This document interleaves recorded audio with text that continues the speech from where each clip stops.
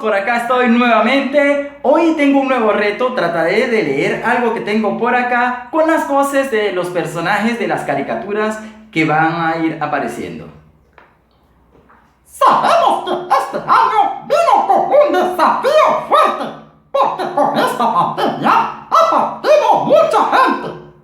Y sabemos que para protegernos debemos permanecer en nuestro hogar.